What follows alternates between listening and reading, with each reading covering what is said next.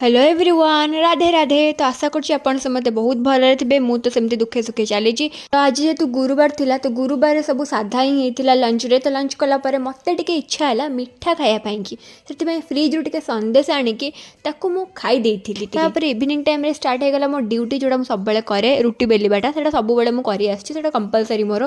तो रुटी बेल सारा परे एपडे मामा देइतिला मते मुढी मिक्सचर एटा सब ओडिया मानकर फेवरेट खाइबा।